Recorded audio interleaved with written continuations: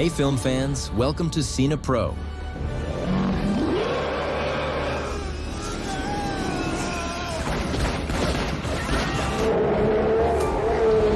Your ultimate hub for all movie recaps. From heartwarming classics to the latest blockbusters. 200 years after Ripley's death while fighting the aliens, scientists aboard the spaceship Origo work on a secret US military project to clone her. They collected some blood from the place where she died, and it took them 8 attempts to create a viable body. Once she was ready, they performed surgery to access her womb because an alien had impregnated her before she died. Doctors Wren and Getterman were thrilled when they discovered that the cloned alien was successfully extracted and placed in a capsule for further study. At that moment, Ripley woke up and grabbed a doctor's hand, slamming his face against the glass. But the others immediately sedated her. 3 days later, Ripley woke up again in what seemed like a cocoon and found the number 8 etched on her arm. The doctors conducted a routine checkup and were surprised by her excellent health. The surgical wound began to heal and became very small. When Wren got too close to provoke her, Ripley grabbed him with her legs, demonstrating immense strength. They tried to strangle her, but a guard quickly sedated her again.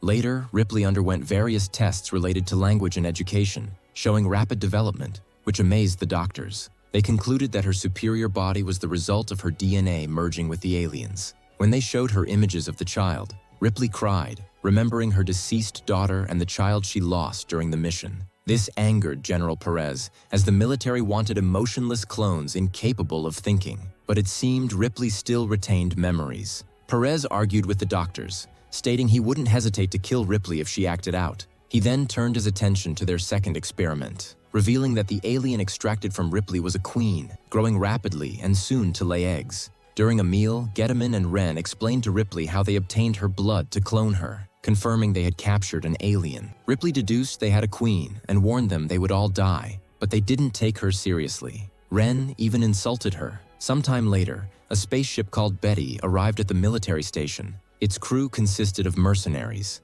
Johnner, who liked to play with knives, threw one at Engineer Ferris, who was paralyzed from the waist down. Call disapproved of this kind of humor. The station guards ensured the crew wasn't armed, and the mercenary leader, Elgin, announced they had brought the cargo. It turned out they were hired by Perez to abduct civilians for alien experiments. After receiving their payment, Elgin requested rooms for his crew to rest for a few days. Perez agreed as long as the mercenaries stayed away from the labs. The unconscious civilians were transferred to the labs, where the doctors placed alien eggs in front of them for impregnation. Meanwhile, Ripley played basketball alone to test her new abilities, proving her strength, speed, and quick reflexes. The mercenaries found her, and Johnner tried to play with her, but Ripley moved swiftly, not letting him touch the ball. When Johnner got too close and tried to flirt with her offensively, Ripley took him down with just 2 moves. Another mercenary threw the ball at her, and when Ripley turned to catch it, Christie hit her with some weights. Ripley's nose bled, but she didn't care, and quickly took Christie down as well. At that moment, the doctors arrived to take her away. Ripley threw the ball skillfully, wiping her nose before leaving. The blood fell to the ground, melting the metal, proving that Ripley's blood had become acidic like the aliens. Later, Getterman inspected the alien experiments. One of them growled at him through the glass. Getterman made faces and kissed the window, but when the alien growled again, he released some freezing gas to calm it. Now the alien backed away every time he threatened to press the button. Meanwhile, Call pretended to be drunk so her crew would kick her out of the room. She sneaked around the facility, using a special spray on a lock to access Ripley's containment unit. She examined her closely, and upon seeing the scar, deduced the alien had been removed. When Ripley woke up, Call offered to kill her, but Ripley wasn't afraid and made a bold move. Call was forced to watch as her weapon pierced Ripley's hand, and her acidic blood melted the weapon. When she retrieved the knife, the wound closed quickly. Ripley then made Call touch her face, saying she could sense the aliens. Call wanted Ripley's help to kill the aliens, but Ripley said it was too late. As she left, Call was intercepted by Wren's guards. Later, the mercenaries confronted Wren, who accused them of breaking the only rule and threatened them with execution. The mercenaries immediately opened fire, engaging in a gunfight with the guards. The crew worked together to defeat the soldiers with ease. Elgin then demanded to know Call's true intentions, and she admitted to being a secret agent sent to stop the illegal experiments. Meanwhile, in the lab, Getterman was distracted while observing the aliens. 2 of the aliens ganged up on a third, killing it. Its acidic blood melted the floor. Ripley sensed all of this from her containment unit. Gettman tried to release the gas, but it was too late. The aliens escaped through the hole in the floor. When Gettman went to take a good look, an alien claw arrived and kidnapped him. When the alarm started to ring in the ship, a guard entered the cell to check the hole, but an alien pressed the button and killed him with freezing gas. Betty's crew left the fight to run while the soldiers ran to the capsules to escape, the first one to escape safely. But an alien managed to enter the second one and started killing the soldiers before the hatch closed. Perez threw a bomb inside the capsule, which exploded as soon as it flew while he was distracted. An alien appeared behind him and killed him. Ferris was in another room looking for spare parts when he saw an alien above him. He shot him, which caused some acidic blood to run down. His leg wasn't hurting him, but his hand was hurting him, so he started shooting frantically. The second alien was trying to reach Ripley, who used her superpowers to open the control panel and used her blood to create a lock in the electrical circuit and open the door to escape. Finally, the mercenaries were on their way to a mission, but the genie separated from the group when he saw Ferris's weapon on the ground. Suddenly something startled him, but it was some tubes falling. As soon as he got close to the weapons that fell, an alien reached through the mesh and killed him. The crew heard screams and panic because of him, but he passed. It was time for the alien to appear behind them, so they tried to escape, but they found the door locked. When the alien turned its attention to Elgin's corpse, it was suddenly shot by someone from a vent. It was Ripley, who had been hiding. The mercenaries were furious and threatened Wren until he admitted there were 12 aliens on the station. The group agreed to team up with Ripley despite Call's objections. Before they left, Ripley took the alien's tongue as a keepsake for Call. As the group moved forward, they regrouped with Ferris. Ripley then announced she could sense that the station was moving. Wren confirmed that the autopilot activates during emergencies. The station was heading back to Earth, which no one was happy about. The planet was now a wasteland, so they needed to find Betty. The group kept moving, but Ripley stopped when she found another lab. Inside, she was horrified to discover failed clones that had turned into grotesque creatures. Numbers 1 through 6 were dead, preserved in cryogenic tubes, but number 7 was still alive, lying on a table connected to tubes and breathing equipment. Number 7 begged for mercy, so Ripley used a flamethrower to kill her and destroy the entire lab. She also burned the other clones. Angry, she punched Wren in the face. In a second room of the group, they found the victims, the mercenaries brought in for experiments. At first, I thought they were all dead, but a man named Purvis suddenly started screaming. Heidi saw that they wouldn't hurt him, but when Ripley smelled him, she confirmed that an alien was inside him and didn't want to take him with them.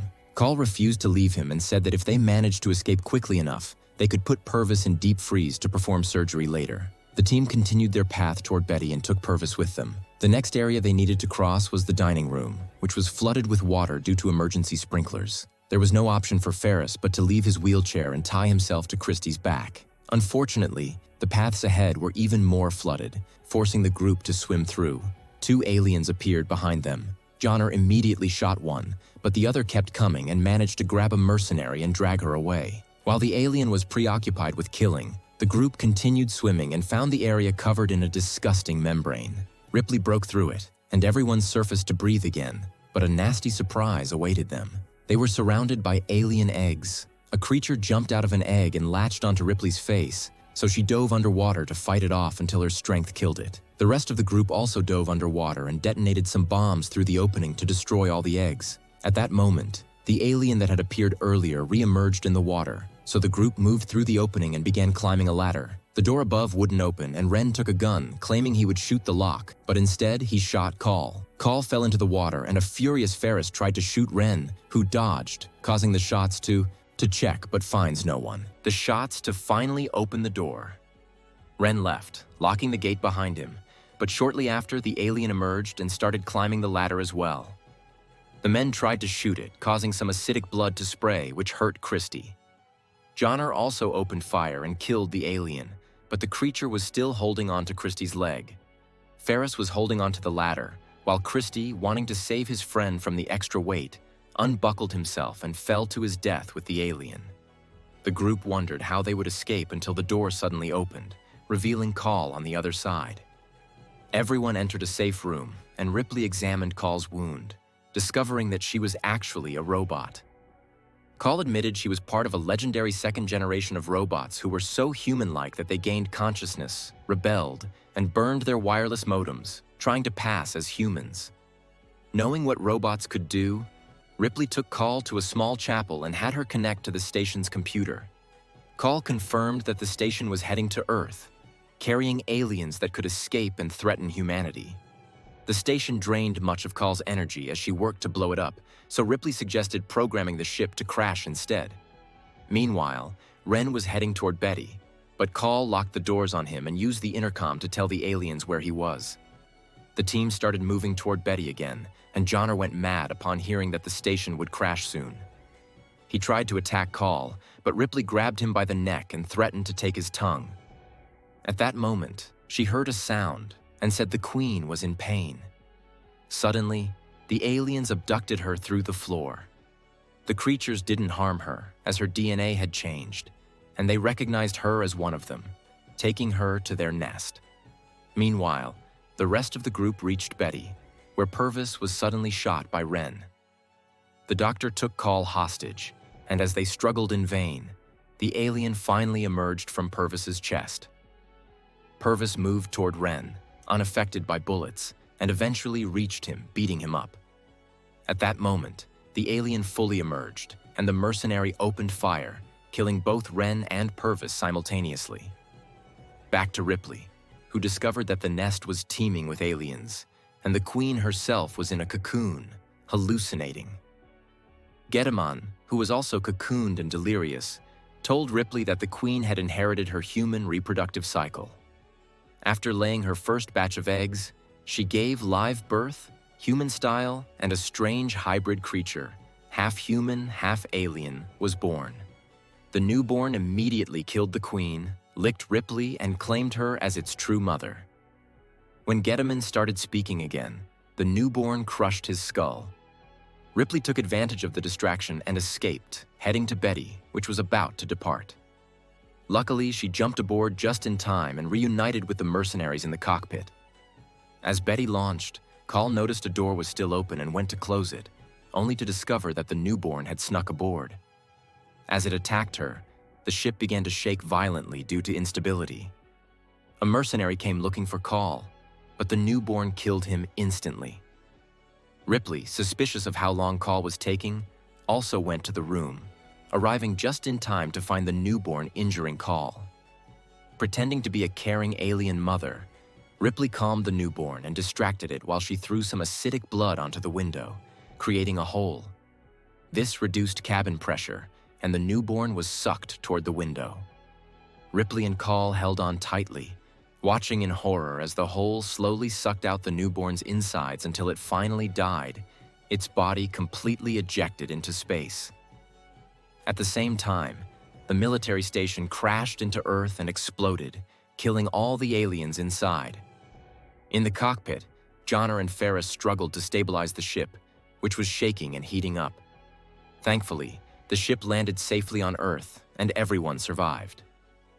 Ripley and Call sat together, looking at the remnants of the city and wondering what they would do next. And that's the end of the movie. See you in the next recap, and thanks for watching. And thanks